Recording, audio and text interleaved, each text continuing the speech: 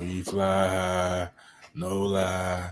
You know this. Pull it. And with all that being said, I've decided to continue my athletic and academic career at the Stanford University.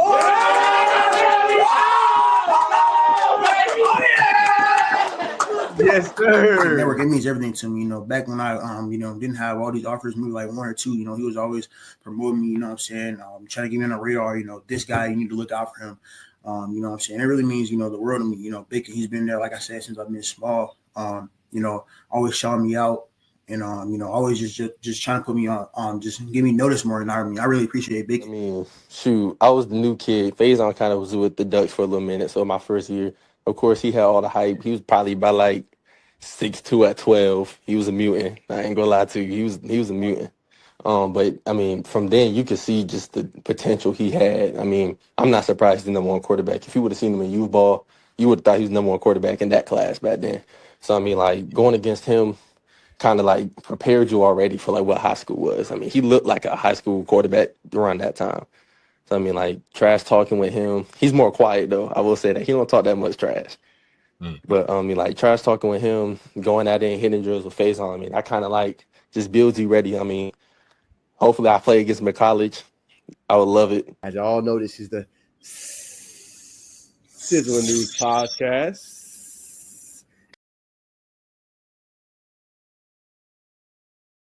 Yes, sir. What's going on, everybody? What's going on? What's going on? Welcome back to the show. This is the Sizzling News Podcast, man. Hope everybody's having a great Monday. We got a lot in store for you guys. We're having a special guest on. Obviously, that'll be Lithonia's Coach 10. He's going to come on and talk about the Bulldogs and his special program out there. A lot of people are sleeping on them, but he's going to come on and share the facts, share everything that's going on, man. So y'all can obviously stay tuned for that. We'll be getting into a little bit of different things, max prep rankings, preseason, obviously top 25, college football. A lot to break down on the show today, give our takes and our opinions, man. So couldn't do this show without my co-host and my partner in crime, Arvon Bacon of Bacon Network, man. So let's go ahead and welcome on brother to the show. Hold on again. What's going on, man? Hey, man, I'm good, man. See where we at, ladies and gentlemen. Provide y'all the news every Monday and every Thursday. And sometimes we probably been on Saturday or Sunday, like I did yesterday with Cannon Kershke. So if you haven't seen that interview, definitely tap in. Probably top 2, top 5 most underrated wide receivers in the state, if not the nation, as he said yesterday. So go check that out on Bacon Network YouTube. But hey, it's gonna jam-packed show, ready to get into it. Yes, sir. Speaking of getting to it, we can start with our high school before we bring on our guest. So I want your opinion on this, Bacon. I just pubbed a video on it on TikTok. I'm gonna go ahead and get it on my YouTube too, so people can see my opinion on this. But I want to get your take here first. Let me find it. And your instant reaction. This is the top 10. I'm going to let you see the top 10 first, and then I'm going to bring in the 25. And you tell me who you think is being slept on and ranked. But this top 10, just what is your initial reaction? Initial reaction, Buford's too high. I think Douglas should be high. I think Douglas should probably be 3. I think Grayson 2. Let me back up. Milton 2, Doug 3.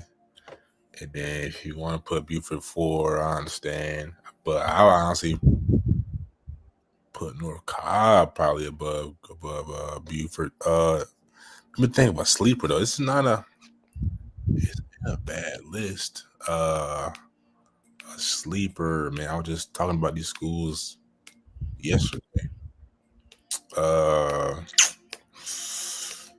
Let's see. I don't know, bro. Who you think she would let? Who do you think is left off?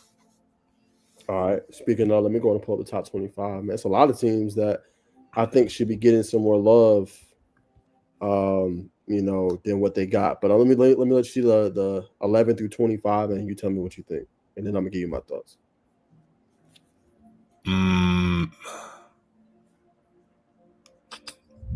Is that kid who just committed to not Florida State? Is it his quarterback from South Georgia? He just committed to Jace Johnson, Texas A&M. Texas A&M. He's from Lowndes? He's from Lowndes. I like him. I'm not sure about the rest of their personnel, but I mean, let's looking at this list. I mean, I don't think they did a bad job. I got an ad going on. Shout out to Max Preps for that. Good, good car ad. Good Infinity. Get you Infinity. Just as the news, promo code get you 30% off for a new car. That's cap, but and I mean, You clowning. from what I mean, maybe Cartersville, maybe. But from what I see, I know you probably gonna, you know what I'm saying, you may say Houston County, you may say Northside Warner Robins. But I don't think they did a top 10. It's not a bad list. It's a decent list, bro. They could have did better though. Buford is too high too. Yeah. Respectfully. Like bring them down just a little bit. They're a top 5 team. They're not number 2 though. You bring DC up. I think this is make or break year for them. They probably on the collision course, as I said in the video, with Grayson this year. So put them 2. Milton, I think, is a good spot, or 3 or 4. You can, pick your poison. I would move North Cobb up a little bit as well. I think that's a sleeper team that's going to shock a lot of people. When you have an elite quarterback like a Teddy, I mean, that makes all the difference in the world. I think you're going to see that this year when they come to the forefront and they're playing. I would move Thomas County Central up, move Langston Hughes down just a little bit. I think Langston's a top 10 team, but I think people are sleeping on TCC, bro. Like Jalen Johnson, they can run the ball. Jabari Watkins, you know what I'm saying? They obviously got Jane Dunbar. Defensively, they got Cam Brooks. Like TCC is loaded, bro. So TCC gotta get some more love, bro. Like if I was doing a ranking, TCC would be number 1, like in 5A. They are that darn good. You know what I'm saying? And then obviously I would move up Houston County. Tula, 18. Massive offensive line. Playmakers all over the field, phenomenal coaching, Jeremy Edwards. You obviously got great Dunlap. We'll see who's going to start for them. I don't know at quarterback just yet. But you look at their playmakers, you look at Kevon Cochera, the Duke commit. You got Jordan Smith, who play both sides.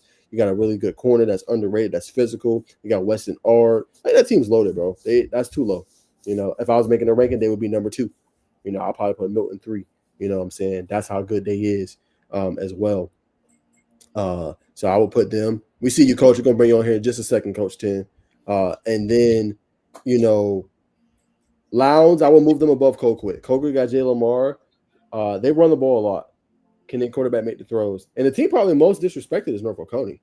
I mean, they won a state championship last year, 15-0. Won't have the same team, but at the same time, I mean, that's a team that deserves a little bit more respect with Coach Art and obviously Dallas Dickerson, Kamari Brooks. Really good defense this year. They should be a team that should make some noise. But a team nobody's talking about, number 22. Kale. Come on, bro. That's crazy. That's crazy at 22 for them. That team is loaded. If they don't at least make a semifinal this year, I think they would be disappointed themselves. And I know they want to win the championship. But that's a team that definitely deserves more respect, in my humble opinion. They shouldn't be in number 22, in my opinion. So definitely need more respect. Braden Rouse, Joel Combe, Jalen Williams, cornerback, Kentarius Mooney Gibson, Caleb Narkeezy, right? Weapons all over the field. They can throw the ball to Brock Burris, right? I mean, that team's loaded. Nathan Nagame. I mean, come on, bro. That's like pick your poison. I mean, I don't know how they're going to be stopped, right? One thing, just offensive line. How good would it be this year? And last but not least, before we bring Coach on, the team that's most disrespected. How in the hell isn't Creekside on this list? Good point. Very good point. Creekside should definitely be, I said, top 20, top 15. Come on, you know what I'm saying? So that was like, they did okay, but not having Creek? Right. Wump? Yeah, that's crazy, bro. Caden Benson, Damian Henderson, got guys all over the field. They can run that rock. They can pound you. Yeah. Good luck with Creekside this year. That's all I'm going to say. But we'll leave it there, man. We're going to bring on Coach. But I wanted to get your quick thoughts. We can always come back and revisit. But Definitely. Coach, what's going on? Yo, what's going on, fellas? Not much, Good Coach. to see you, How's it man. going? Man, everything's good, man. We're fresh out of practice, man. I can't complain. That Coach. For those that don't know you, Coach, just give a little background, man, about obviously your career and obviously the Lithonia Bulldogs. Oh, yeah, what's going on, y'all? My name is Garrett Williams. They call me Coach 10 on Instagram. That's what the kids call me. I'm a quarterback trainer. I'm a quarterback coach at Lithonia High School. I played at 2 HBCUs, Savannah State and Fort Valley State. And, man, look, I'm thankful to be here today. What's going on? Yes, sir. Appreciate that, Coach, man. So Obviously, you just say you just got out of practice, man. We know it's gearing up for y'all. Did y'all have a scrimmage last week? No, we actually play tomorrow. So we didn't we play tomorrow night. So we didn't play Friday. We play Miller Grove tomorrow night. That's a tough game. All right. Smooth. Yes, sir. And then, Coach, let's go real quick through the summer. Just how impressive you been with your guys overall, man? Just the work they've been putting in. As Bacon has alluded to, he feels like Lithonians are kind of a sleeping giant a little bit. Yeah. And you guys are lit with talent. But what's your thoughts on that? I like the way that we're rolling out, man, flying under the radar. We are loaded with a lot of talent, a lot of young talent, a lot of returning talent. Couple D1 early commits from our 2026 guys, a few of them. So we're looking to make noise in our region this year, and throughout the schedule. Who's been some players that have caught your eye so far early in camp? For us, our quarterback Jamon Coggins, he's a senior, rising senior. He's worked tremendously hard this offseason.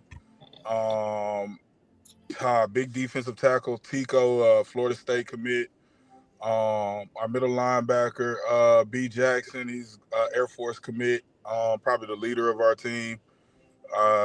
Man, there's so many kids. We got a lot of underclassmen that actually start but are ready to play.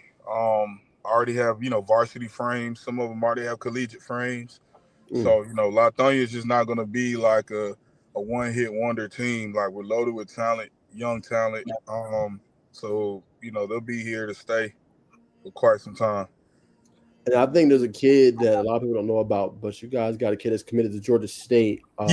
Deuce, yeah. So Deuce is a guy that's talented. I don't know if he'll play both ways for y'all. I know he's used to that, but what kind of showed you? Deuce is very and I'm big on, like, of course, this generation is very athletic. These kids are a lot bigger, a lot faster, a lot stronger, but his football IQ is very amazing for him to just be a high school kid. He's very smart, very humble. But again, I have to, harp on how smart he is, even because he's a utility guy for us, so he plays in the backfield, he plays the slot. So, his first position is definitely running back. It just comes naturally to him, but him in the slot is a problem as well. Just how he is able to just read defenses and, where he knows where to sit versus when it's man, when he gets on top of a defender. Like, he's able to decipher both. He does it pretty well. Now, I think, Coach, you had invited, if it wasn't you, I know it was another coach that invited me to one of you guys. I think it was spring practice, but you guys were both the ones. And I remember you was like, yo, you got to come out and see this matchup. So tell us why Tico, and it was an offensive lineman you had told us about, Coach. Oh, yeah. Tell us about that. And it's crazy because the kid you're talking about, Jared, he came from Northeast Macon, and he's our starting left tackle. 6'5" kid, and he is just he's brought a spark of energy, and that nastiness that we're looking for our offensive lineman. Like, he's the leader of the offensive line. He's also a leader on our team, and based off of that, just that practice alone, it was loaded with scouts there. And after that practice, he got like 3 D1 offers. And this summer, he got even 3 more. So the kid will probably go Power 5. From what you've seen from him, you obviously talked about the intangible. What makes him, you think, different? Like, does he have a mean streak to him? Is he technically sound? He does, man. He's athletic. He's big. Like I said, he's 6'5". He's a 6'5" kid, but he's super athletic, and he definitely brings like that nastiness that you want to see from like your lineman. You know what I'm saying? Like, from even like to wearing stank gloves at practice. Like, he's like, Coach, I do this on purpose. Like, I want these guys to fear me, like, from the jump, like from the first snap to the last. Like, I just want them to know it ain't sweet. And then to actually, Coach, just obviously, you guys are building this team. What is that kind of build like, Coach? I know it's not easy to build a team into like a contender, what you guys are doing currently it is right now. But talk about just all the hard work the coaching staff, yourself, the head coach, the administration has done, and just to get this team to a level where they're not just competitive, but they're going out and winning consistently on Fridays. Watch out. Close the door.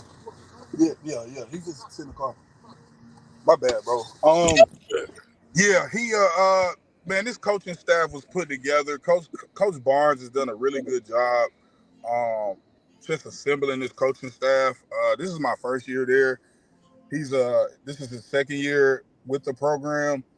And, I remember I didn't even know I was going to be at Lithonia last year, but just hearing the name, seeing the things they were doing, and then me actually getting there and seeing it, I'm like, wow, okay, this guy's really putting together not only just the players that we have, but the coaches, just putting together like an all-star staff, and just allowing us to actually coach our guys. You know what I'm saying? Like he's a good head coach, man.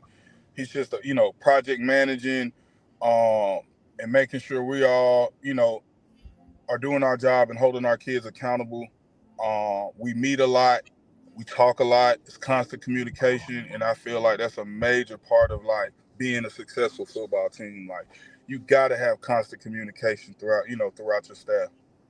For sure. Talk real quick, Yeah. and I'm going to Bacon just about the youth football program and how that all kind of intertwines, how that helps you guys getting the young thoroughbreds, getting them trained up. So, if you got to depend on the guy for depth, if somebody goes down, the 10th grader has to come in and step into that spot, he can be ready. Right.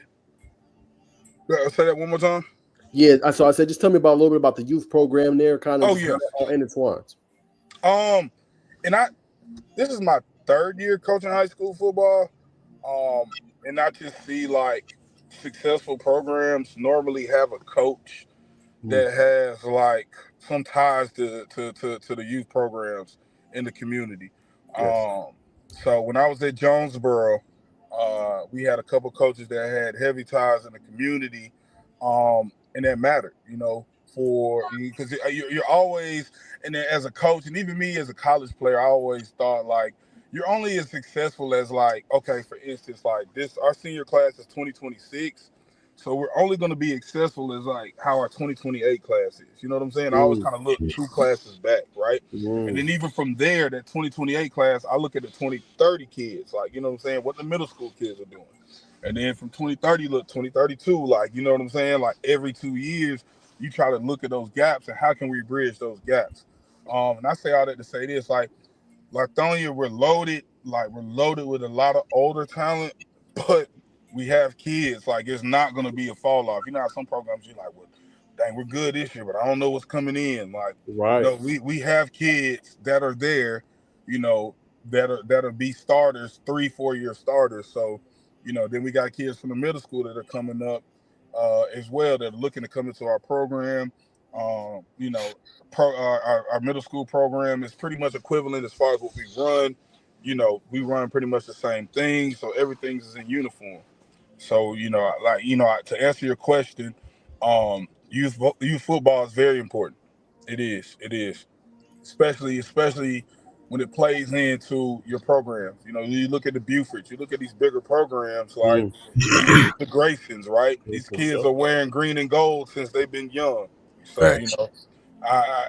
we pretty much took a page out of their book, or just a book in general, the success book. You don't want to reinvent the wheel. So that's what we're doing here at Lithonia as well. 100%. So, coach, QB is really the QB guru. You got a special one in the fold, Jamal Coggins. Just, what I'm saying? You get to study him and work with him every day. Yeah. What do you see in him that makes him that quarterback that's going to take this team as far as they want to take it? Man, it's the growth, man. I've known Jamon for almost 2 years now. And just the amount of work we put in to critique the small things, it's amazing because it takes a it takes a special individual to be a football player in general, right? Yeah. But to play quarterback, it really takes somebody special and who understands the small things. So when I started working with him, I told him, I said, you're very talented. You got all the intangibles, the size. You can't teach size. You got the arm talent. You got the athleticism. We just got to critique your mechanics. And that's from footwork to releases, um, to throwing motion, and it's made a world of difference watching him. From January of this year to July. At our last paddock camp, like him putting it all together. So I'm expecting big things. His name is echoing around the city. And what I like mostly is, people are mentioning him, but it doesn't faze him. Like, he's not getting arrogant. The kid just wants to prove himself and prove that he's a winner, which I believe he is. 100%. We know about the running back. We know about the quarterback. Just talk about, the weapons and inside the numbers and outside. Man, I'm saying this, man, because and I'm not just saying this because I coach there, but man, like from Anthony Flournoy, man, the rising sophomore at receiver, legit 4.3 guy, ran a 4.3 as a ninth grader. We got Monty, our other slot, rising junior, these kids, they're young. We got and our other H-back Tyrese, like all these kids are, he's a rising 10th grader. So it's like, again, all these kids are returning next year, are back. Albert and Chase. Albert to be a rising seniors, got a couple offers. Chase is another kid. He's flying under the radar right now, but I guarantee you, in a couple weeks, you'll know exactly who this kid is. So we're loaded. We have depth. And depth is, it's hard to come by in high school football. When you have depth at all these skill positions, like that's big. It's major. 100%. So, like, how is he? So you got so many weapons as a quarterback. You kind of get, not lost, but like, you might have some receivers like, you got to get me the ball, bro. You got some. He telling you the same thing. So how is he managing all? I'm not saying the egos, but all. You know what I mean? It's funny because our OC, Coach D-Tron, man, we talked to him about this a lot, and he's a great offensive coordinator, great offensive mind. Play receiver with the Titans some time ago, but we always talk like, look, you got to let the game. You got a lot of toys to play with, right? You just have to let the game come to you. Take what the defense gives you. We don't get into the egos of receivers, and to be honest, our guys really don't have that. I haven't seen that in paddock camps or whatever. They not, man, give me the ball, man. I'm open. Like, they're not on that. Like, these kids really rock together, and they kind of bought into what, not even say kind of, these kids bought into what we're trying to do. And it's funny as you said it, because I haven't seen any of our guys do that. They're cheering for, if this guy's getting the ball and he's hot, like, they all like, yeah, twin. You know how the kids talk. Yeah, twin, yeah, kill him, twin. Yeah, you know what I'm saying? So they all behind each other, man. I do love that. And it takes a lot of pressure off of Jamon, because these kids just want to win. If we get the winning like we're supposed to, everybody's gonna eat. Everybody's gonna go where they need to go.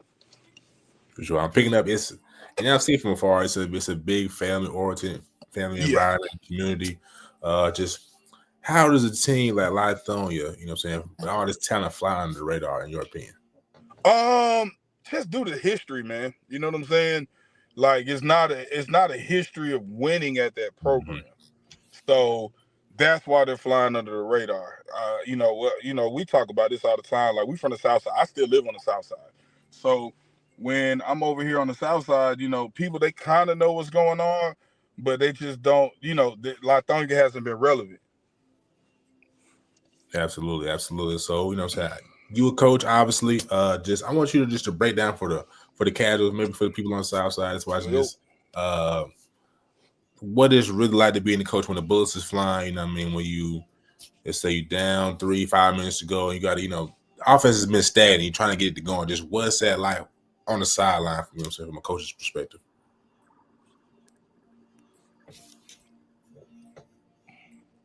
Am I coming through? Might have lost him. We'll give him a second here, ladies and gentlemen. But till he taps in, like I said, this is Coach 10, man. One of the best QB coaches in the state. You know what I'm saying? You can get at him on Instagram. Let me see. It's Coach with a K, KOACH 1010.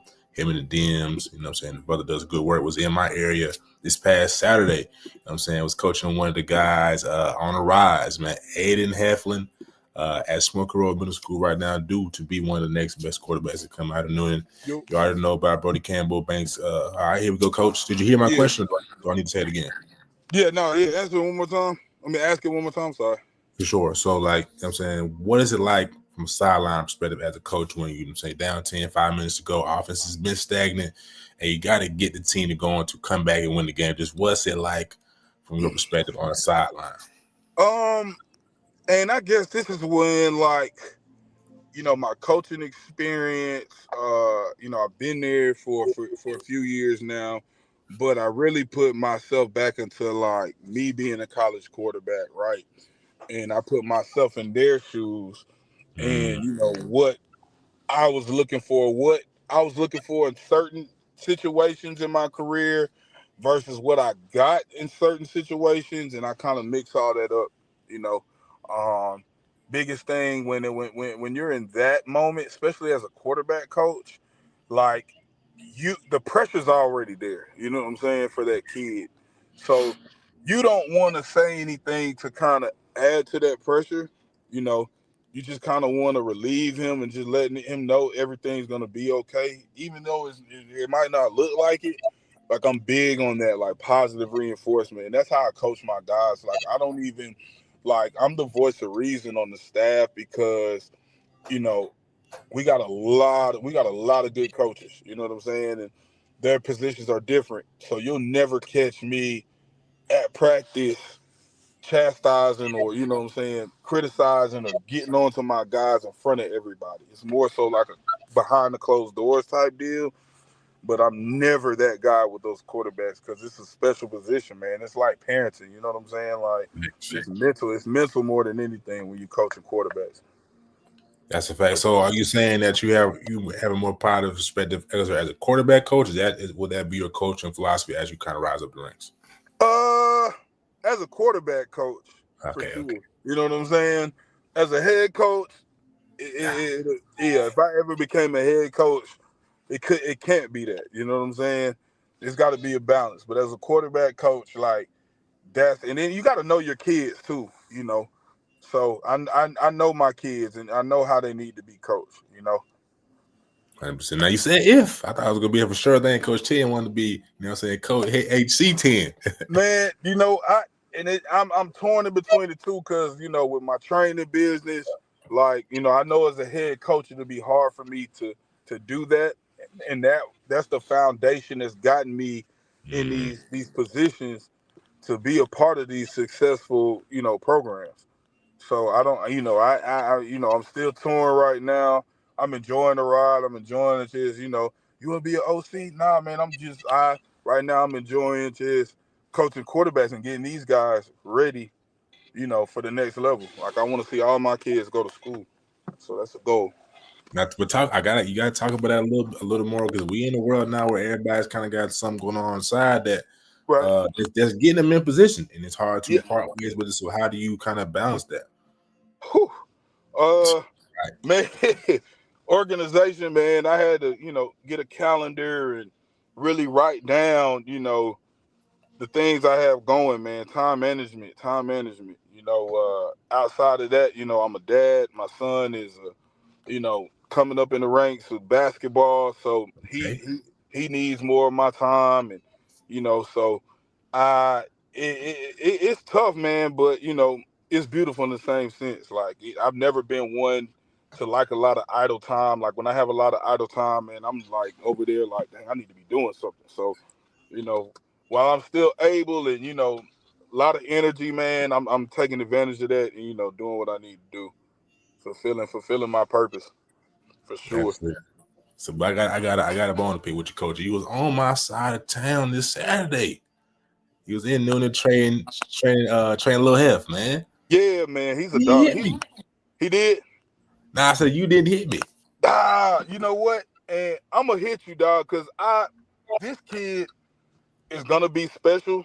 I mean, and this is our 4th session, and I've never, like, I got a couple kids that are older that are very in tune to training, and he's just like from the minute I get there to the last minute we leave, like he is like so in tune, locked in, very smart, super athletic. He has a twin brother that plays receiver.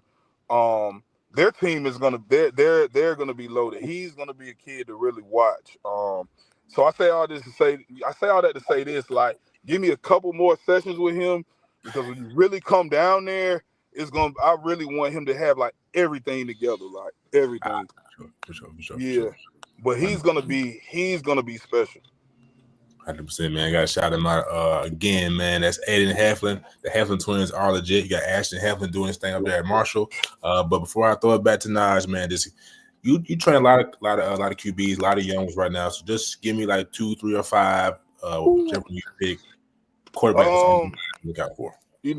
Justin Murphy, Absolutely. North Clayton. We talk a lot.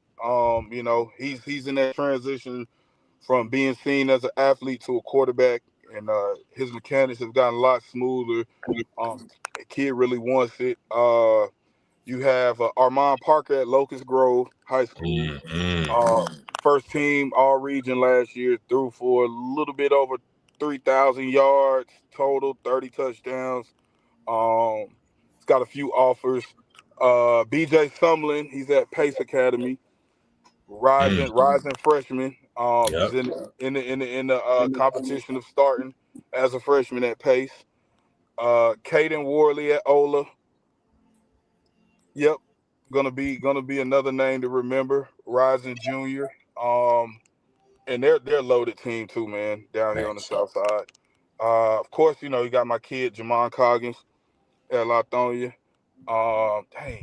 Then you got Aiden Rucker out of Luella. Rising, Really? yeah, rising 10th grader, man. These are some of the kids, that high school kids that I've been working with that are standing out when we work, for sure. 100%. 100%. For sure. Oh, and then Jameer Dobbs, our backup quarterback. He's a freshman. Next up, a lot of promise, great size, great offensive mind. So he's just reliever right now, learning, very eager to learn. So I'm excited. I'm excited for him. The whole staff is excited about him as well. Like you said, building 2 years ahead of time. I like that. I'm telling you, man. I'm telling you. Yeah, we're gonna be here to stay. So, Coach, I want to ask you. This is a little bit more of a controversial question, but in your eyes, you've trained quarterbacks, right? Why do you think the perception always on, African American Black quarterbacks, you always put them as an athlete instead of putting them as quarterback in a natural position, right? We've seen it on the grander scheme with Lamar Jackson, so you had to prove that theory wrong. We see it with Murphy a little bit. We know he can play and swing the ball. Why do you think that's always the case, though? I'm not too sure. Well, you know what? I will say this. I think it's a stigma, which is African Americans in general, that that we are, athletes that are out of control and undisciplined. So as soon as we show any smidget of us being undisciplined, they want to label us as this, like, oh, well, he's got good feet, let's go ahead and move him, to a receiver or safety. Now what I will say is I think that stigma has died a little bit, because you do see more, young Black kids playing the position, playing it at a high level, collegiate, professional. So I do feel like it's dying, but it's still a thing. And it's a huge question mark, man. Like, it's a huge question mark. It's a huge question mark, but I will say this.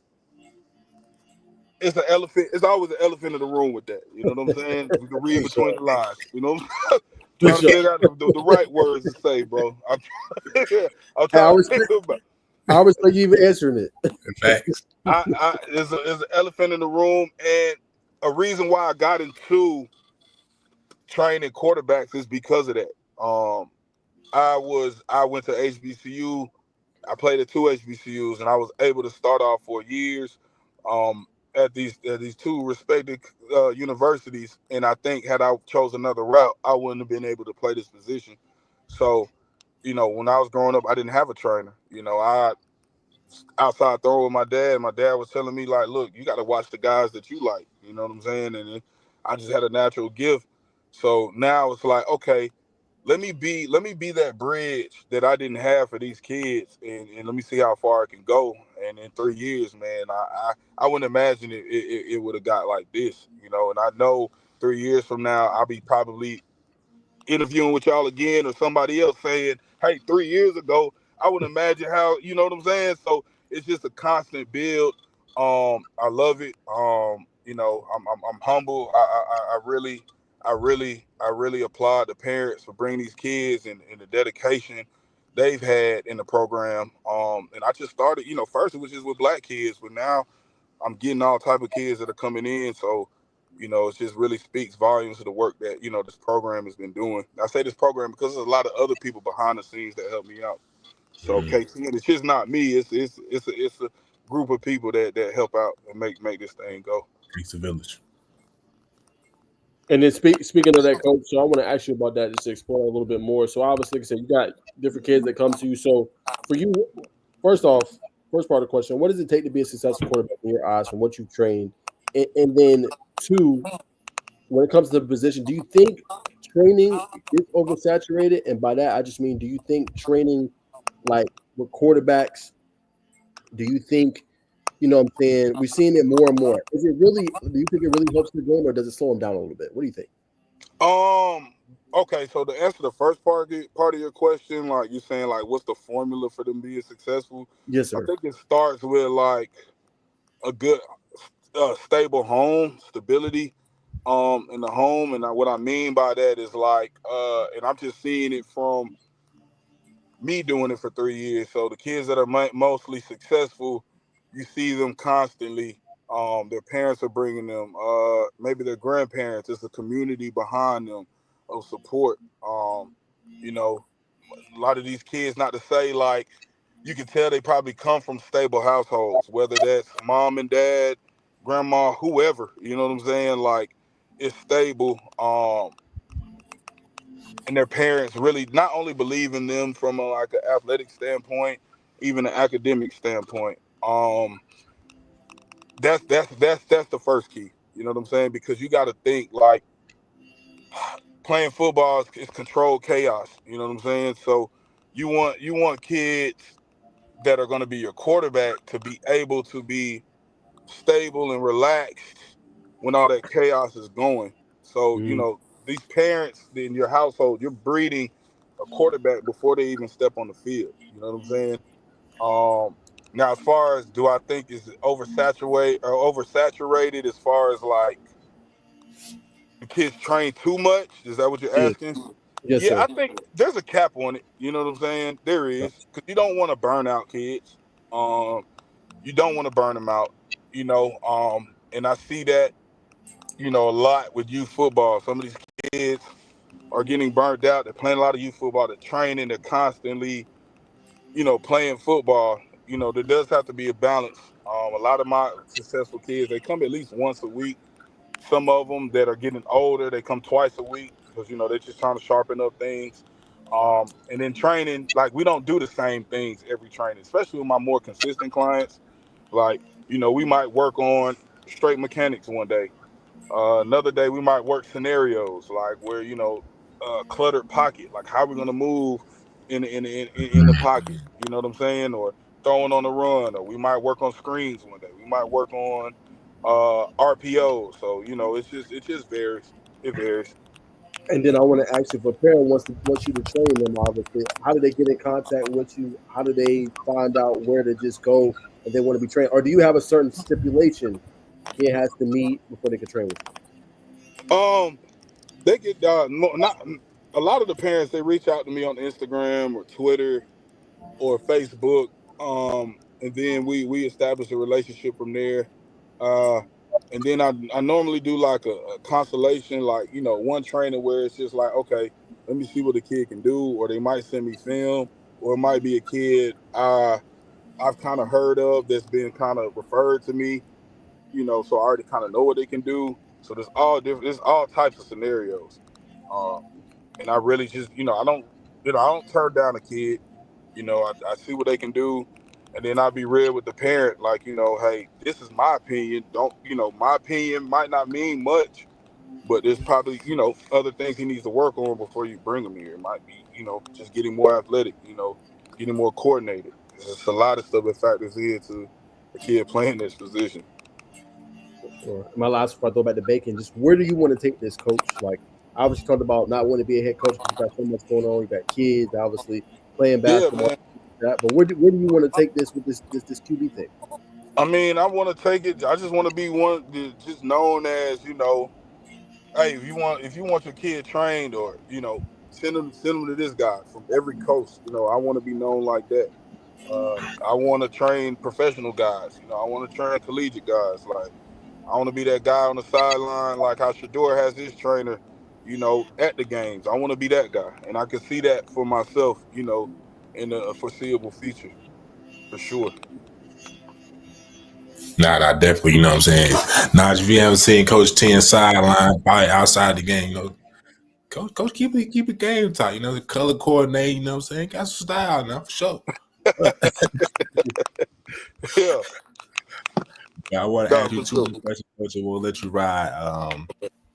I'm saying you came up in your day, you didn't have a organized trainer, but you did your thing. Brother played on NFL Network, got some major airtime. But do you think, Coach, Garrett Wilson could play today and be effective just as a leader as these guys playing today? Had I had what I had, like a trainer, No, I'm just yes. saying, this as you were back then, in Yes, general, 100%, 100%, 100%, guaranteed. guaranteed, What was your 100%. style like, Coach? Gotta be. It was a hybrid style, man. Like, I could sit in the pocket, but I didn't really reach my peak until I got to college. Body kind of finally caught up. Athleticism caught up, and I peaked at the right time. To be successful. You know, at the time, D1 AA, D2 college quarterback. I definitely had the arm strength. I could scramble. I did what I did what I needed to do to be successful. I did. Very humble answer. I appreciate that. And then last thing, Coach, I'm saying, I've been to your training sessions, very technical, but staying above, the nipple line, TD line, whatever anybody wants to say. Yeah. But if you have a kid that comes in that's maybe not as, vertical, they got a little more dip, but they can whip it, How do you approach that? I try to find, and I'm a school teacher too, man. So I kind of use some of my methods, like for me teaching school to me teaching quarterbacks. Like, you meet a kid where he's at, you know what I'm saying, and you find that balance between what they like to do and what I'm trying to do. You know what I'm saying?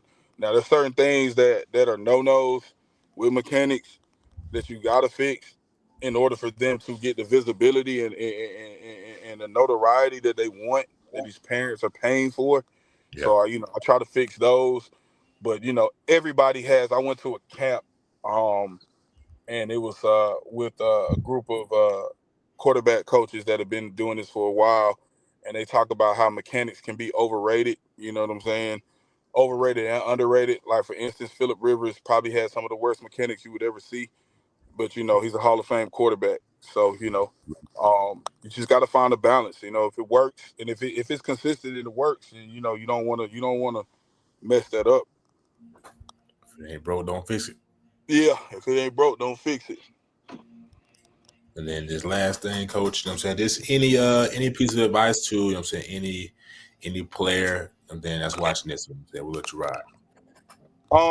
My advice is, pretty much these kids just if you got a dream, man, like, really really work towards your dream. You know what I'm saying? Like, dream big. For my young kids, you're young. That window gets small fast. So, if you have a talent, really, like, lock in on your talent and give it your all while you're still young and that window is wide open. You know what I'm saying? Like I tell my kids that all the time. Like when you train and be intentional every rep, from the minute you get here to the minute you leave. Like you got to be intentional. Like people are investing in you because they believe in you. So you can't waste time, man. Time. You can't waste time. I'm big on that. Like I'd rather waste money than time. And time is a gift. We don't know when our time is up, especially on that football field. Like it's just like life. You don't know when that time's gonna be up. So you just gotta take advantage of the time of the present. So that's my biggest advice. Absolutely. Don't waste time because time waits for no man. This is the legendary Coach Guru, QB Coach Guru, Coach 10, Garrett Wilson. You can follow him on Instagram at Coach with a K10. Appreciate your time, brother. We will see you soon. Thanks again for coming on. I appreciate y'all. Yes, sir. Thank you. All right. There you have it, ladies and gentlemen. You know what I'm saying? Like I said, legendary Coach 10. Definitely get at him in on all platforms. And, you know what I'm saying, that interview was sponsored to you by first sponsor, man, Empower for Life, man. We appreciate Empower for Life for sponsoring the podcast. Let me share my screen. You know what I'm saying? We'll for the viewers that's watching this, like I said, we just got this today, so it's not as tight as I really wanted it to be. But nonetheless, you know what I'm saying, we got to do our due diligence and handle business first. So if you can share, what you tying me out for, brother? brother, no. No? Some game. No, put you in some game. All right, put me on game, brother. I think Mr. Teagle will appreciate this. As y'all all know, news podcast. We get all your great news. We have our first sponsor. Yes, sir, in the building. Shout out to Coach Teagle. Yes, Empowered for Life, man. We are empowering the youth. Yes, through our platform, man. He's obviously is going to help sponsor our show. And obviously we'll have an Empowered for Life athlete, hopefully on our podcast. You know what I'm saying? At least once a month, bringing them on, showing how we empower and enlighten the athlete, not just on the field, but also off. So we want to say thank you so much to our sponsor, very first ever sponsor of This Is a News Podcast. Shout out to Coach Ticker. We appreciate you, man. With that being said, it's time for our sponsor, Q. How you doing, brother? I wasn't ready, brother. I was not ready. No script, nothing. No script either. No script, nothing, man. Sponsors, volunteers, and more all express what it meant to have an opportunity to give back and be a part of such a great cause. We are big supporters of community. We are a supporter of Empower for Life, just what the whole organization stands for. We love what they're doing. Giving back is part of what we believe. We believe in giving back to our community, giving back to our kids. So hence why we're here. We're here to give back. Even if it's giving back with our sweets, what we have a passion for is. Yes, sir. Yes, sir. Yes, sir. Yes, sir. We think, you know what I'm saying? Like I said, man, empowering kids, like Nas said, empowering kids who to ultimately bring them on, just give them opportunity. I mean, that's what Empower for Life is about. I've been to a couple of events, just giving kids who don't have the opportunity to shine light, to pour into them, you know what I'm saying, mentally, physically, and emotionally. And that's what the whole brand is about. So like I said, we appreciate Mr. Teague for pouring into us, empowering us as he empowers the kids. Real smooth. Hey, that's how you gotta be. Hey, I ain't reading no script. That's straight off the dome, brother. That was tough. Hey, that was some wild type stuff out there. But I said, my boy read off of a script or something. Is he send him something? He sent me nothing. Just off the dome. Research? No, sir. Straight off the dome, man. That's how you gotta be, bro. That's how you start bringing them in, man. Nah, definitely. Real quick though, you know, say we do have some breaking news. You know what I'm saying, some recruiting news. It's, you know what I'm saying, DC, you know what I'm saying, already loaded, and they have loaded up once again. So they got a defensive tackle from Peachtree, you know what I'm saying. They just added another defensive tackle. So you know what I'm saying, they load up the trenches once again. This is from Source. So you know what I'm saying, that will be on. I'm not sure if it's out mainstream yet. I'm not sure if it's on QB Markets yet, but that is news from a source. So, you know what I'm saying, be on the lookout for that, ladies and gentlemen. This is how you tune into the Justice in this podcast, because you're getting good information. You're getting talking to some of the best coaches in the state and not the nation, and you get breaking news just like this, man. So keep rocking with us on the Justice Sizzling News Podcast. But looking forward. Something like that. Phone always busy now, bro. It's ridiculous, bro. Facts. Recruit news and so much. It's a big commitment next week. Yeah, it's always going. It's always going. Always, bro. It does not stop. But nonetheless, you know what I'm saying? What we got next, Nash? All right, man. So, Bacon, I kind of want you to. We talked about a little bit, obviously, Coach 10, but you were at the game. I don't know if you have any footage on your handles. Maybe you do, maybe you don't, but just you were at Jonesboro Elka scrimmage game. Just your overall synopsis, if you had a clip or two, or just your overall thoughts. If you don't, no worries. Just overall thoughts on the scrimmage. What kind of caught you out? Yeah, man, I was recording in my car. My car corrupted on me, but I had some good content. I interviewed Coach Floyd. I had Jeremiah Carter mic'd up. Man, but first and foremost, I had just to start with what I seen.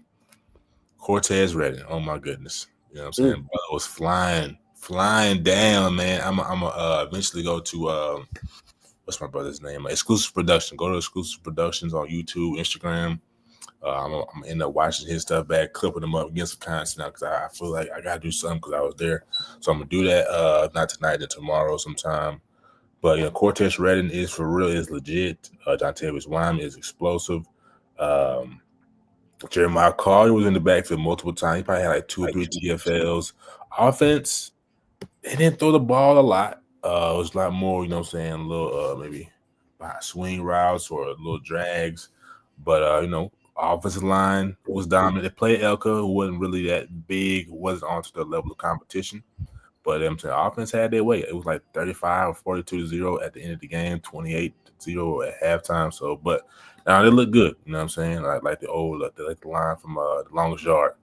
Bring in a weak team and beat the living crap out of them. You know what I'm saying? That's essentially what happened last Friday. But they look good, though, for sure. There you have it, man. Great insight from Bacon. Obviously, a team to watch in 4A. We know 4A is loaded. Cartersville, obviously BT. Got Kell in there, obviously Creekside. So we'll obviously follow it all season long. Maybe we'll do, preseason top 10 in the classification. We'll see, man. We'll see what we can kind of cook up, and obviously, what we have for this upcoming year, man, and see how we put some things together. But I do want to talk a little bit about the scrimmages that we plan to obviously go to this week. Bacon. I'll kind of start here, but I'm trying to go to Columbia versus Southwest DeKalb. Leads me into my other point. I think Southwest DeKalb was surprising folks. I know they're in 4A. I know they're in there with Marist, St. Pius, but it should be a really interesting team to follow this year, right? Led by Coach Marion Bell. Got playmakers on the outside that can obviously light you up in Jordan Christie, Georgia Tech commit, and several others that are really elite. Also can run the ball. Just really good athletes all over the field. And then defensively, right? They got Chase. They got Ernest Rankings. Hard-hitting safeties. And I think one thing that caught my eye when I talked to Coach was just, can they beat Carver? Can they go in there and beat a really good team that's led by Terrius Favors? And the reason I mentioned that is just, I remember Coach just talking about, right, that kind of being a defining game. If they can win that game and have no problem, then they could be good the rest of the season, going forward. Just not necessarily just about the result, but just the mentality. Sometimes you'll play a team, you've lost them a couple of times. Can you overcome that and beat that team that has been beating you the last few years? And I think that'll be something to kind of watch for. And they could be a sleeper, a team you could see, make quarterfinals or semifinals. Might shock you a little bit. 4A, again, is loaded, so it won't be easy. But if they can get a higher seed, that can help them out a lot. Nah, that's a fact. That's a fact. I saw the quarterback. I saw him at an MVP camp. He looked, looked solid. Like he can make the plays and make the passes. My question to you is, the question about the offensive line, and how do you, in your evaluation of the quarterback?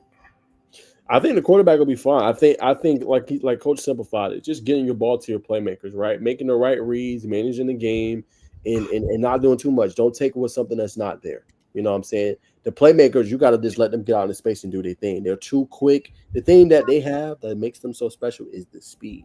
You can't replicate it. So it's like you got those smoke screens, you got those hitches, you got those inward breaking dig routes, right? There's a bunch of things, the RPO game, there's a bunch of things you can throw out that can help you take advantage of defenses. If they have that on a consistent basis, I think they'll be just fine. So I think that's the kind of key for them is doing that, obviously, and making sure you got a squad that can, one, don't get overwhelmed, and obviously a quarterback doesn't get overwhelmed, but just knowing, hey, they're going to make my job easier for me. Get on the ball, let them cook. Nah, And absolutely. offensive line wide, solid unit. I think they'll be fine. There should be open gaps. They got a couple big boys on there. Just continue to get that camaraderie and chemistry. So, give me your percentage. Do you think it's an 80% chance, 90% chance, 70% chance they beat Carver? Carver's a good team. I'm gonna give them like 65. I think Carver's a loaded team. Curious, obviously, but I think Southwest DeKalb has the pieces to do it. It's just a mentality thing. Okay. Is it at Southwest? Is it in on the east side? I mean, is it in Southwest DeKalb or is it at Carver? It's basically Lakewood Stadium. It might be at Southwest DeKalb. Let me see. I'll tell you right now. And they play at the where Cedar Grove played. I can't remember the name of that stadium right now. Buck Godfrey. That's it. Buck Godfrey. Yes, Yeah, sir. they're at Godfrey Stadium. So that's their home stadium. So it'll be at Southwest DeKalb. All right, that's the bet. That'd be a good one. So, what are you looking for specifically at the Southwest DeKalb versus Columbia? I think Columbia is probably the most slept on team. No one really brings them up. Talks about them in 2A, but when we look at 2A teams, well coached, they play a tough schedule. They're going to play Douglas County. They're going to play Callaway. Like they play these top-notch teams in order to kind of help them out in the region. They went undefeated, I believe, in the region last year, right? So no one talks about the job that Coach Greg Barnett does, but the way he's formulated that team, the way he's put that team together to play at a high level, it's nothing short of spectacular. And they got playmakers again this year. So I'm excited to get out there, see what they have. I told Coach I'm going to try to come back for a practice. If not, I'm going to definitely go to the scrimmage. But that's a team that needs to be highlighted more. And they have a strong potential to be really good this season.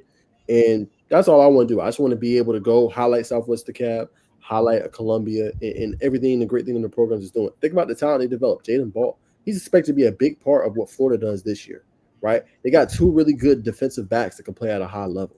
You know what I'm saying? We have a good coach team, a team that's bought in. They're dangerous. And no one's going to talk about them in 2A. Everyone's going to sleep on them. But that is really the team to watch to see what they do. Mark my words. Can they win state? Can they beat Carver Columbus? Carver's a different animal. All right. I think with their schedule, if they can win if they can go 4-2, or if they could be over 500 by 2 games, they could potentially make that a game. Jarvis Jones is there, and Tavius Watts, obviously, for Carver Columbus, Tristan Givens. Yeah. I have to see how their offensive line looks, but I think Coach aligns them the best to make sure they can match up. I'll know more when I see it in person, and I can give you a more definitive answer. Once I see that, they can throw the ball at a high level. Mm-hmm. Plays, if the offensive line can protect, if they can run the ball, they could shock some folks. That's true. They looked good at the McEachin scrimmage. They went up against I know Newton for sure. I think Westlake, Stockbridge. They held their own, made a lot of plays on the ground, made some plays with the air. DBs. I'm saying I think they even forced a fumble that day as well. So I mean, to me, I'm hoping that's the state championship. Whether the bracket aligns or that way or not, I'm hoping that's what it is. Hopefully we can have. You know what I'm saying. What was Coach Guy? What's Columbia's head coach again? Jarvis Jones. No, Columbia. Oh, Coach Barnett. Coach Greg Barnett. Yes, I'm sorry. Hopefully we have Coach Barnett on the show and possibly Coach Jones on the show as well. You know what I'm saying? Either simultaneously or separate, but I think that'd be must-see TV, so to speak. So appreciate the insight. And I will be, I will be at Noonan versus Billerica, down in Billerica. That's a good little, not too bad of a drive. As soon as you hit Whitesburg, it's probably like a 45-minute ride. But nonetheless, want to go out there, put my eyes on Noonan. It's a week away from the season starting. They got a lot. Brody Campbell's, I think it's his senior year, if I'm not mistaken. You got Jalen Britt, a receiver that slept on. Yeah, everybody knows about John Matthews. I know y'all had him at the sorry, brother. He was at at the camp. And you got a lot of guys. You got Rodney Colton, of course. You got Josiah Smith, Jamarion Brewer on the back end. You got a lot of pieces. You got Nathan as a DB. So Yeah, I'm gonna see what Villarica had. They were pretty good. They've been pretty good these past couple of years, but I really want to see how good Newton can be. You know what I'm saying? They solid in the trenches. Are they big as everybody else in 5A? Like the heavy hitters? No. But I think this team can annihilate teams East and West. You know what I mean? East and West and vertical. Like I said, Brody's got a good arm, but they're not an in between the tackle type of offense. Something's running the ball to me. They're, you know what I'm saying, around speed, that real speed and speed heavy on the offensive side of the ball. Like I said, defensively, you got two linebackers you can hang your hat on every night. You know what I'm saying? That can blitz, cover, you know what I'm saying, come downhill and just wreak havoc. So I want to go put my eyes on the hometown team and see how far they can go. There you have it, man. So you'll catch, obviously, Bacon at Noonan. I will be at Southwest Cabot Buck Godfrey Stadium. No show on Thursday for those who are watching, but I think we're going to hit one or two topics just to make sure our basketball audience, so we had something we can pub out. But no show Thursday, y'all. Again, it's just us two. We trying to get another co-host in here. We're working on the details of that just to kind of help us out. But sometimes we got to be on the platform on the ground, whether that's hoops, whether that's, football, to keep trying to, put ourselves out there, man. So we'll keep you guys tuned. But those that watch Thursday, no show on Thursday. Yeah. Unfortunately. But you know what I'm saying? We got to go out and get the intel to bring it back to y'all on Monday, especially for football. And then as basketball rolls around, you know what I'm saying, you got to prioritize different things. You know what I mean? But all this is to bring y'all, you know what I'm saying, quality. If you're going to spend an hour watching the guys, man, we got to provide y'all with quality. And we're going to need y'all to run up the YouTube numbers. But nonetheless, we'll keep the show rolling. For sure, brother. Speaking of, let's hit some college football, man. Hit some preseason All-ACC. I want to just get your thoughts. I've done a video on this for those that watch my channel. Cade Klubnik, obviously quarterback, was All-ACC and also named ACC Preseason Player of the Year. Isaac Brown of Louisville. Jamal Haynes, love to see him on this list. Obviously at running back, Antonio Williams. We know the stud that he is at Clemson for wide receiver. Bryant Wesco, Chris Bell, Justin Jolly, Desmond Reed as the athlete, obviously for their program. Francis, I'm not going to try to pronounce his name. I know y'all been coming at me in the comments saying I don't know ACC ball. Look, I don't know how to pronounce his last name. Say what you want. I know I'm a Canes fan. Look, bro.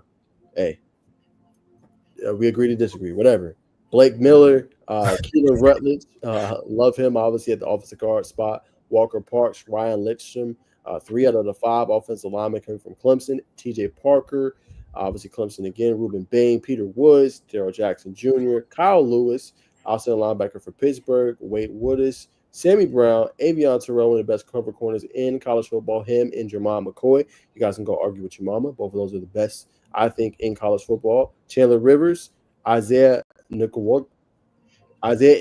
We're going to do it like that, and Terry Moore. Yeah. I mean, so yeah, this is that's a lot of Clemson on this list. That's the first thing that catches my attention. Isaac Brown, elite. Jamal Haynes, elite. Those are 2 of the best backs in the country, for sure.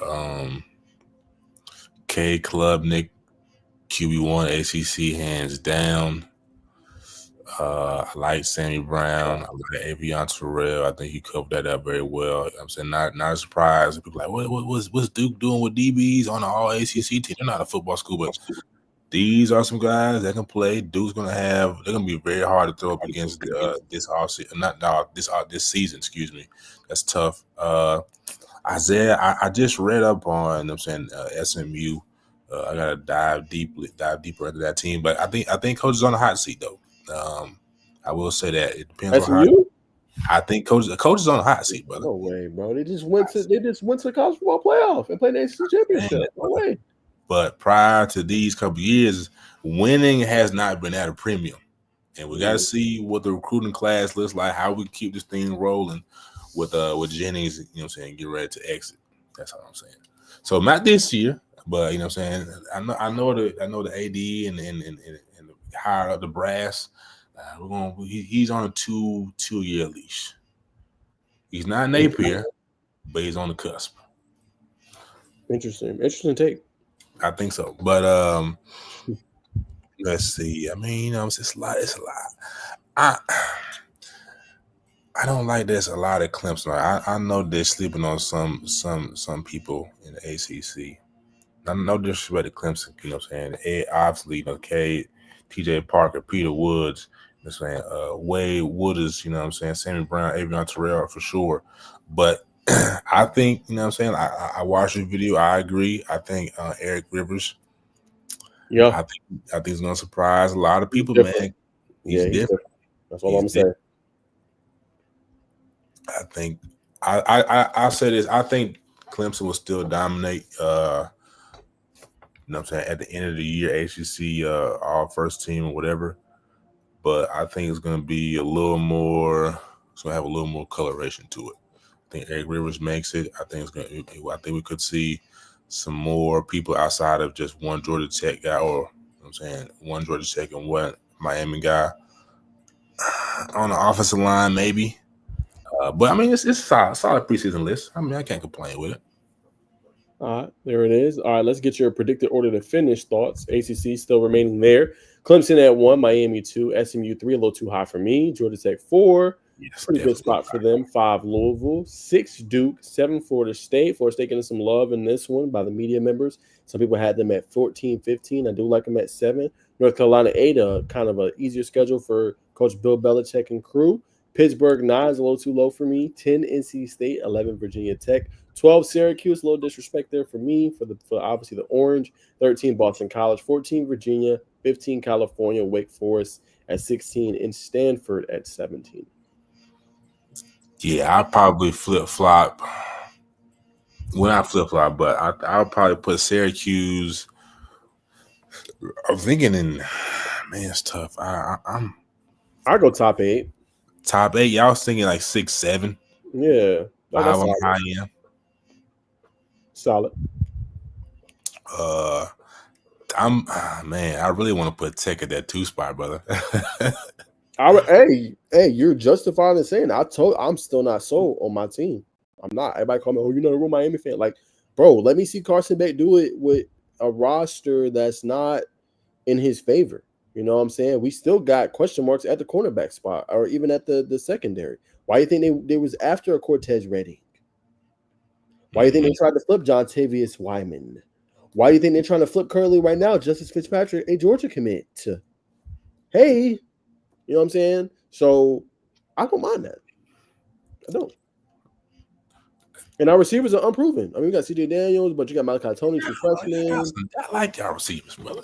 You a little too hard on them, man. I understand what you're saying. And we can't underrate. I like Carson Beck is a good quarterback when focused. You know what I mean? He's good, but he's not as good as people making him seem. I agree. They put him on Nussmeier level, and that's too high. Yeah, come on, bro. And I like Nuss. I like Nuss too, but they saying Nuss is number 1 quarterback in the SEC. Relax. Yeah. Relax. Nuss is good though, but relax. He's gonna play on Sunday. I think he's gonna be a damn good NFL quarterback too. But like I said, I'm gonna put Georgia Tech at 2. You gotta put Miami at 3. I guess you're gonna put SMU at 4. We're gonna put Duke at 5 and flip flop Duke and Louisville, and then North Carolina, then NC State, and then you can let it roll wherever the chips may fall. Because North Carolina, like you said, they got an easy schedule. Like Coach Belichick, you can't mess this up, brother. You know what I'm saying? Separate the personals and stay locked in, brother. You're funny. You're funny. All right, man. Let's talk about some of the top coordinators in the game right now. Obviously, via on 3, they got Will Stein of Oregon. Let's keep going here. A lot of ads. Sorry, y'all. No, Mike Denbrock of Notre Dame. 3, Shannon Dawson of Miami. Mike Shanahan of Indiana. Garrett Riley, Clemson. 6, Andy K of Penn State. Number 7, they got Marcus Arroyo of Arizona State. This is the one I want to get your thoughts on. Buster Faulkner just got his extension. Really great offensive coordinator. I think will be a head coach one day. For Georgia Tech, obviously, was a great scheme in the system. You got a chance to see it up close and personal, Bacon, last year when you were on the field. What is your thoughts on Buster Faulkner cracking this list at number 8? Yeah, I think Coach Faulkner should be a little higher, man. Some will say what I don't think is fair. I think he had a lot more, but some people say he does more with less. But you know what I'm saying? You look at when you see what Eric Singles is about to do this year, and you look at Malik Rutherford, despite what people may say about his height, the brother plays like he's 6'2". You know what I'm saying?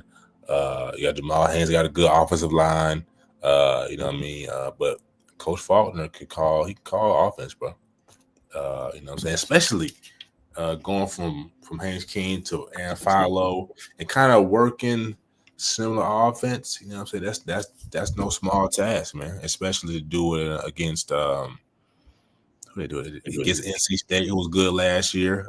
That was a big win for Tech. Duke, did Aaron play against Duke? No. Mm-mm.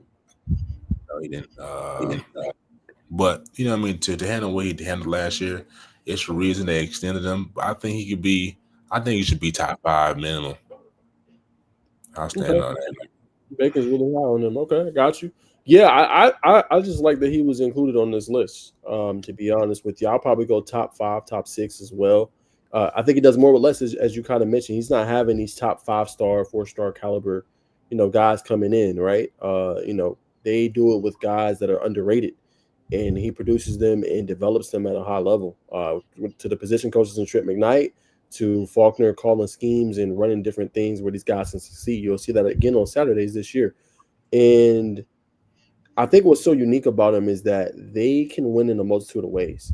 They can smash mouth football you old school style, or they can just air it out and completely hit you in the mouth that way too. So I think with the scheme, his motions, how he runs his system, the ability to have a freshman quarterback come in and not miss a beat, obviously that's credit to Aaron Philo, but making it simplistic enough or making it in a way that he can understand and be able to run the offense in an efficient way.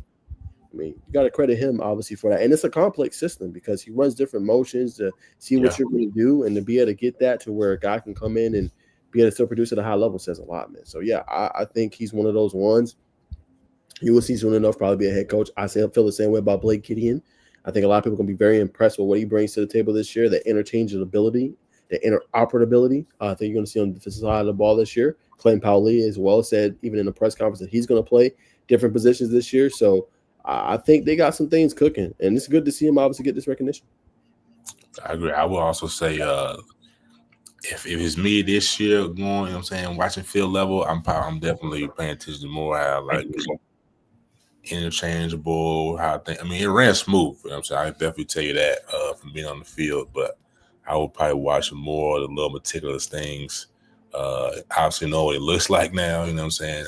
Watch a little bit. But like I said, it ran smooth on the field. I was, seamless. And that's what you expect on the college level. 100%, brother. We'll leave it there, man.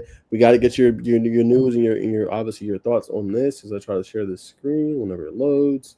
But the college football preseason coaches poll dropped. Okay, is it gonna load? What are we doing? Look, F5. There it is. All right. So obviously Joe Klatt dropped his list as well.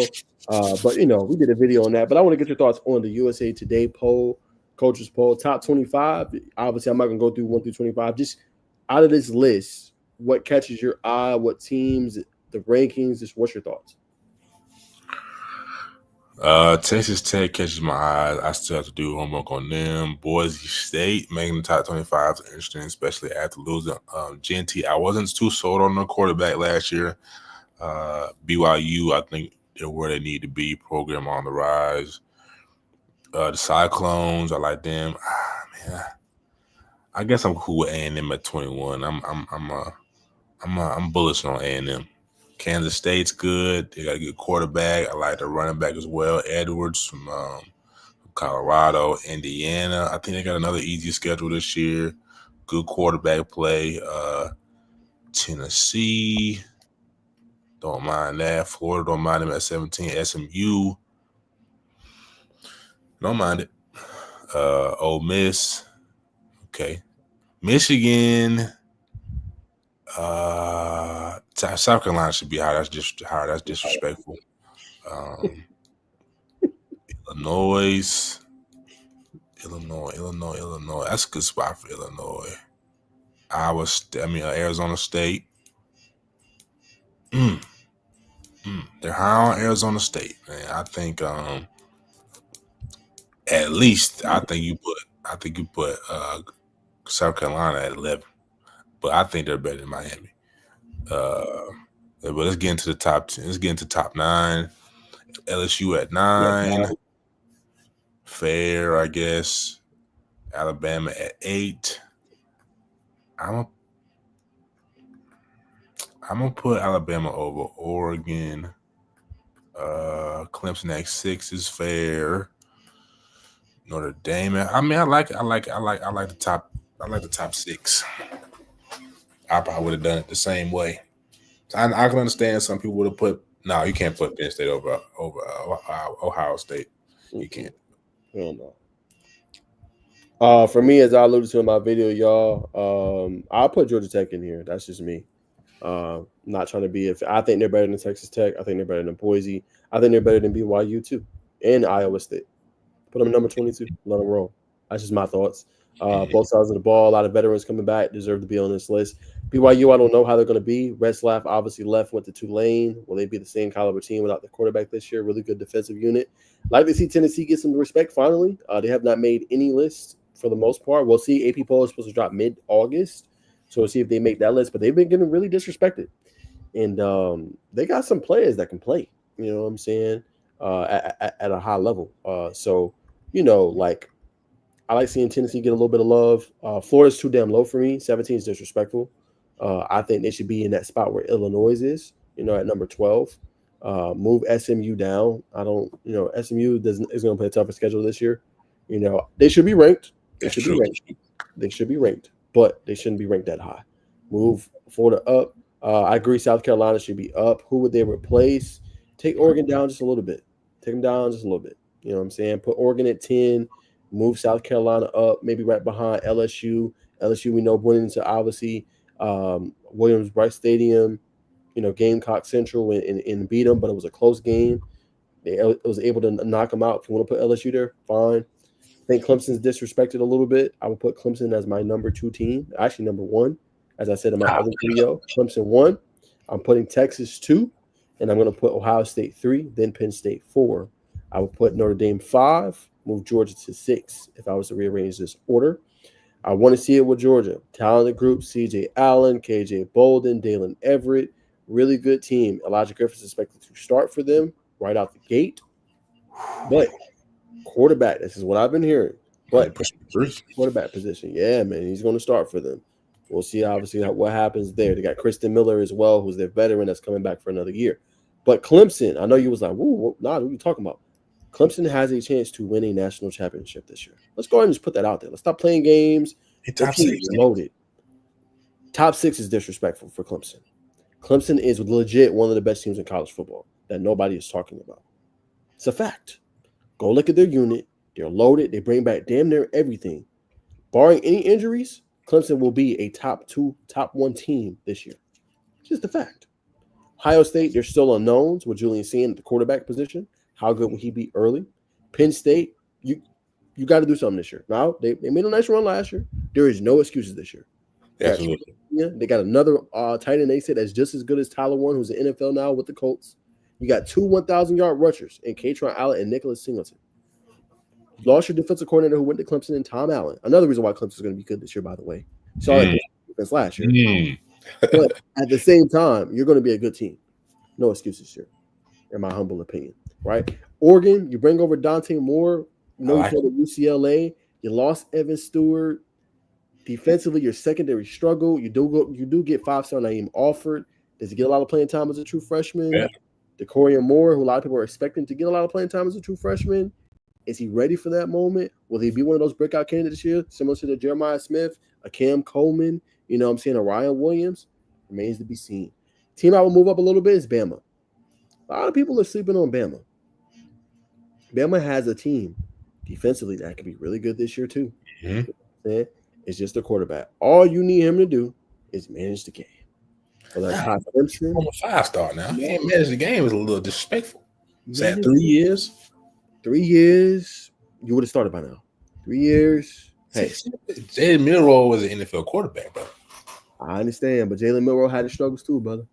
Had his struggles. When he wasn't running that thing at a high level, they struggled. I'm just saying. So I say manage the game just so he gets that experience. Like, you don't need, look, bro, 150 yards, 200 yards, couple tubs. That's it. Like, we don't need you to do everything. You know what I'm saying? We don't need you to do all that. We got a good stable of backs, veterans. Just do your job. You know what I'm saying? DYD. Or Do your job. DYJ, do your job. That's all we need you to do, bro. I like DYJ, do your job, bro. That's it. That's what he needs to do. Do your job. And it will be just fine, I think. So there, Michigan, I've seen some they had him at number 8, number 7. That's too damn high for Michigan. Michigan has a true freshman coming in. Relax. Top 15 team. Not gonna have their head coach for the first 2 games. We know it's a cupcake schedule for the first 2 games. We get it. Yeah. You're gonna go through ups and downs with Bryce Underwood. He's a true freshman. Come on, y'all. Not top 18. Top 15, sure. Perfect. Those would be kind of my standouts from the list and how I would rearrange it. I actually retract, brother. You know what I'm saying I was doing some extensive studying on Ole Miss. I know I think it should be a little higher. Now, like defensively, they will because the front 7 is dogs, but it's like, I don't know. You don't like the quarterback? I don't know, bro. They high on him. Though. The Rebels is high on him, but I don't know. I think he's gonna be solid. You said who'd you say who's high on? Ole Miss fans, Rebel fans. Oh, okay. Yeah. We'll see. You know what I'm saying? We'll see. I don't know. I'll be buying. Not every quarterback's gonna be good, bro. I mean, you know what I'm saying? Not every quarterback's gonna be good. Some are gonna get weeded out. Some are gonna get benched. We seen it last year, Oklahoma. It's supposed to be Jackson Arnold. Then the true freshman came benched, not even on the team no more. Michael Hawkins. So it's like, you know, we'll see. Auburn's another team that could have possibly cracked this 25. They could too. And it's a big year for Hugh Freeze. He's really under fire. I don't care what nobody say. And I was high on Auburn too. Is your quarterback the guy? That's it. Can he get the ball to playmakers? Can he be consistent? Literally. That's the biggest question. Put Deuce Knight in the game. We're gonna find a lot about Auburn. Quick too. Who plays Clemson week 1? It's a big game. Tennessee. Well, who's to go Death Valley? Unless you've been talking it. Unless you've been talking it. I don't know. Unless you've been talking it. But you bet your butt. I'm watching Georgia Tech, Colorado. You bet your butt. Yeah, I'm watching football the entire day. Yes. Facts. I'm gonna be red tea. I'm waiting on this. Oh, for sure. Come on, man. I've been waiting for this. Come on now. I'm waiting for the season to start, man. Get these takes out there. Watch this film. You know, once I can figure out a way without getting copyright or anything or sued for you can break down college film, I'll start doing that too. We'll see. We'll figure that out in due time. But oh yeah, it's gonna be plenty to talk about. Plenty. No burner boy. Plenty for sure. Facts, man. We appreciate the 100 people tuning in on X, man. Y'all been running it up. Shout out to y'all. Y'all been consistent in Bacon's got up to 6 viewers consistently on his YouTube. Bacon, I think when you do your Instagram, you gotta go. I don't know if you're live. But I know you gotta put in that stream key and then hit go live to do it. Now we on. I did it late. Yep. I did that yesterday. And then they'll start showing your numbers because it didn't show anything. What you say? I said we're working through the kinks. Ladies and gentlemen. We got 2 in there quick. 3. Yeah, there you go. My bad. You know what I'm saying? People on IG who just tune in. What up, QB? What up, Lil Hef? But we we're to the end of the show, man. I appreciate everybody showing the love on IG. I forgot to hit the end to go live. Shout out to the twins. You know what I'm saying? Her twin just tapped in. I think that's Corlin. Might be Courtney. But nonetheless, appreciate you tuning in, brother. But I didn't start the live on IG on time, so unfortunately, Coach Rob, appreciate the love, man. We have to go to YouTube and watch the post recording. Yo, what's going on? No, they got you lit up there, dog. Yeah, we ain't gonna lie, we got some motion on IG, man. But next week, but now I just tuned in. Next week, next Monday, we'll be live on IG. I'll make sure of it. But everybody who's watching on IG right now, we're in toward the end of the show. I apologize, I didn't hit to go live, but you can watch it the legendary NBA with Coach 10 on YouTube. And going forward, we will be live on IG. And eventually we may tap back into the Twitter scene, but I think I got to show the IG fans some love. So I appreciate everybody who's tuned in. But the floor is back Mike to you. got more motion over there. Mike, you got to test the waters. Hey, y'all stay tuned. We're going to conclude the show with the Max Preps Top 25. All right, we'll go ahead and get thoughts on that. So y'all stay tuned, man. All right, this is for the Georgia. We talked about some teams that was slept on. So, hey, stay tuned. Don't go nowhere. Stay tuned. All right, Bacon, real quick basketball news real quick, and we're going to come back. So, hey, come back in about 5 minutes, y'all, and we're going to break down the Max Preps real quick. But I wanted you to get your thought. This is huge basketball news, Bacon. All right. NCAA voted not to expand March Madness past 68 teams for the 2025-2026 season. 2027 is still up for grabs as they negotiate. A lot of fans are not in favor of it going to 72. Obviously, if they're talking against it, honestly, I don't mind it. They do a 4-for-4 schedule now. Like, obviously, where 4 open spots in, you compete, you battle for it, go in. I think having more teams will just bring more revenue in my humble opinion. I think it allows more teams to get into the tournament. And I think just obviously you give those top teams that you've been doing a little bye week. But what's wrong with having a couple extra Cinderella teams in there added to the intrigue of the tournament? I don't have it.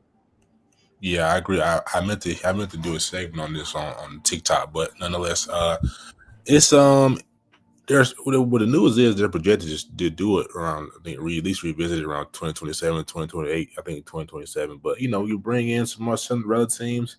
I just think it adds to the magic. You know what I mean? In basketball right now, it's a lot of, you don't know really what's going to happen, even on the NBA level. You know what I'm saying? The players are so skilled, teams are so stacked. I think you got to add it in. I think once fans see the product, you add on the extra week of the madness. But that's what we come to March for. It really, when it gets to April, like, man, it really went by quick. So adding on the extra week, man, hey, that may soothe your pain. So I think it's just for right now. I mean, I guess it is what it is. Maybe it might have been too many strings to pull so quick, but 2027, I think they're at least supposed to revisit it or put it in motion. I'll speak for everyone, and I know a lot of fans feel like this. Who would not want an extra week of college basketball in March Madness? I mean, who wouldn't invite that? I mean, I feel like at that time period, we obviously have baseball that heats up and stuff like that.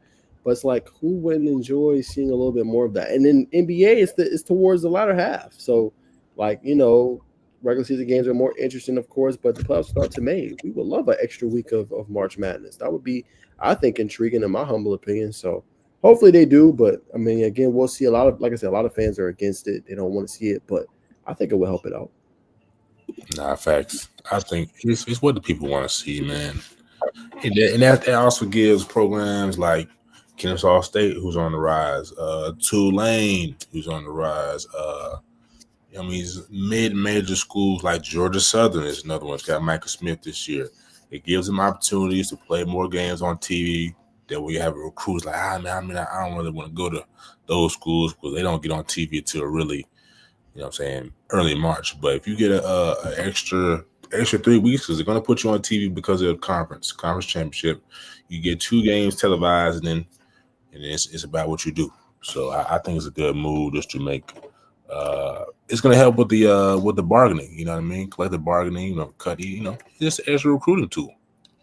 I think so. I mean, I agree with you. Like you said, how many kids get to play consistently on TV? And then, like you said, a lot of those teams, it's only one team that makes it out of that conference for the most part. Like when you think of a Sun Belt, when you think of a Big South, when you think of any of those teams, like it's only an Atlantic Sun. Like there's only a select few teams that can make it, and you have to win your conference championship every single time. That kind of sucks. You know what I'm saying? At least a team, let's say they go 25-6, they can't get in because they didn't win their conference championship. That kind of sucks. They had a really good year. Let them battle and get in and find a way in through obviously playing through a tournament. I'll be down for that. Facts. Because we ain't watching the NIT to the championship. Yeah, I mean, nobody really watching the NIT right now. But losers bracket. Nobody watching that. But let's bring back up this list to conclude the show, Bacon, and get up out of here, man. Top 25, obviously via Max Preps. As y'all can see, for those hopefully still watching on his Instagram. But this is what they had. Grayson 1, Buford 2, Milton 3, Carrollton 4, Douglas County 5. I thought was way too low for them. 6, North Cobb. 7, Collins Hill. 8, Langston Hughes. 9, Thomas County Central. 10 North Gwinnett, 11 Gainesville, 12 Lee County, 13 North Oconee, 14 Colquitt County, 15 Lowndes, 16 Raven Gap Nakuchi, 17 Blessed Trinity, 18 Houston County, who I think is way too low, 19 Cartersville, 20 Benedictine, 21 Roswell, 22 Kell, who I think is being farly disrespected at 22, Hebron Christian at 23, 24 Sequoia, and 25 Mill Creek. So Bacon just obviously reacted earlier, but obviously had some time to process. What is just your thoughts, Najee? Go back top 5 again.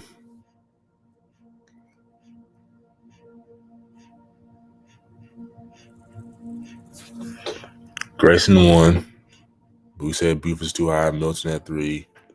Yeah, I think I really want to take Buford out top 5. But then you're gonna substitute them with North Cobb. So put Buford at 6.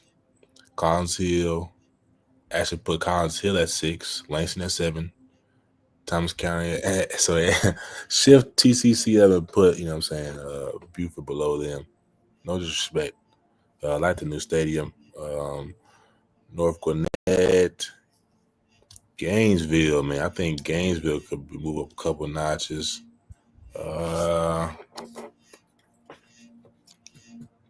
Possibly Cartersville too. We've already said Kell, Houston County.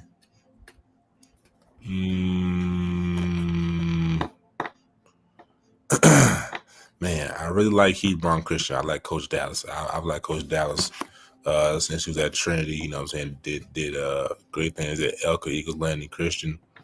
That's going to be a team to watch for me this year. It's not a bad list. Couple people could have went up. You know what I'm saying? They definitely rolled some name brands, which I understand. Max Preps, you got to satisfy the people. But we're going to keep it real on a Justice and News podcast, and those are my thoughts. Yeah, like I told you earlier, I kind of stand on what I said. But, yeah, like I said, I mean, a team that deserves to be on here that's not on here is Creekside. I mean, I don't know what we're doing. You don't have a top 25 conversation without the Seminoles being on here. They're a top team. You're going to find that out on that Friday night when they play Rome. It's just the truth, bro. They loaded on both sides of the ball. Versatile players that can play different positions. Yeah, you'll find out this year. Kell is way too low at 22. Move them up, respectfully. That team is a state championship caliber team.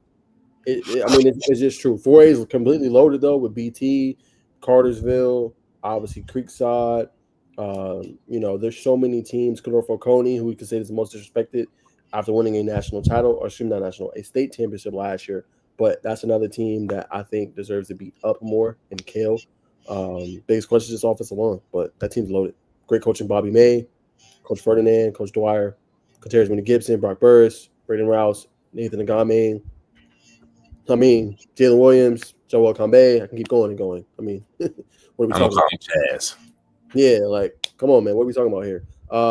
They should be up. Houston County's disrespected to 18. I think it should be Greg Dunlap's job. I don't know who's going to start for them, but he should. Athletes all over the field. Really good offensive line. Obviously got Kevon Cochero, who's do commit. Jordan Smith. They can run the ball. They're loaded. Should be higher. TCC to me is the top 5 team in the state. Number 1 in 5A, in my humble opinion. No disrespect to Milton. I love Milton. TCC is something special this year. Milton, I would go at 2. 3, I'll go Hoko. That's how they get 5A. Are you low on DC? No. DC is number 2. Oh, it's my 5A. My 5A specifically. Okay. You know what I'm saying? In terms of this list, DC should be 2. DC is loaded. Got obviously Coach Darrell Steen, got Coach Johnny White. They loaded, bro. Devin Carter, Aaron Gregory, Jordan Carter. Come on, bro. Mike Johnson, Marcus Lindley. I can go Josh Samuel and Pele, loaded. They should be in the state title game against Grayson this year. Point blank. The sleeper is North Cobb. You got a superstar quarterback. Top quarterback in the nation. That should get you past the first or second round. That kid is that good. Plays with a different energy. It factor should be higher. You know what I'm saying? You'll see. You'll find out, obviously, about them. Hold on one second. Sorry, I had to tell my Alexa off. Anything else I wanted to point out on this list? Yeah, I will move Lowndes up a little bit. Lowndes is kind of slept on. They are. I just don't know what all they got outside that quarterback, Kind brother. of slept on. They can run the ball. Really good offensive line. A couple guys that's going power one on the D line. I mean, on the offensive line. One of the best quarterbacks, number 3 in the country, and Jace Johnson.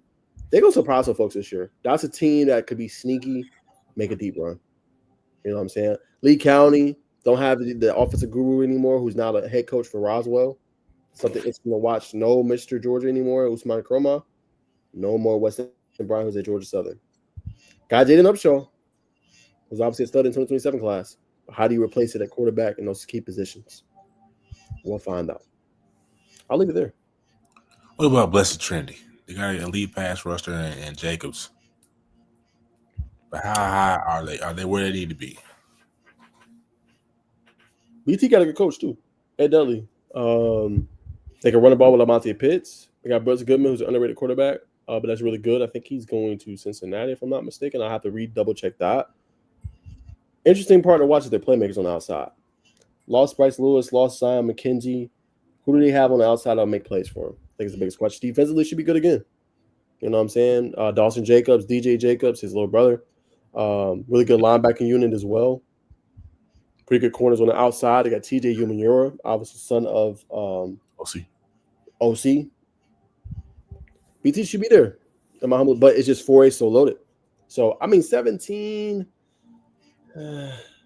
might move them up a little bit. I think so. You know what I'm saying? But we'll see. Well, overall, I think I give it a B plus. B plus. Too low? Too high? I'm gonna give them B minus. C plus. A couple things they could change around. You know what I'm saying? But I get it though. I mean, they cover it nationally, so you're not gonna know everything. You got to be on the ground level to really know. You know, they got scores everywhere. It's no knock on Max Preps, but I think it's just if you go and you see some of these teams, you'll see what I'm talking about. Absolutely.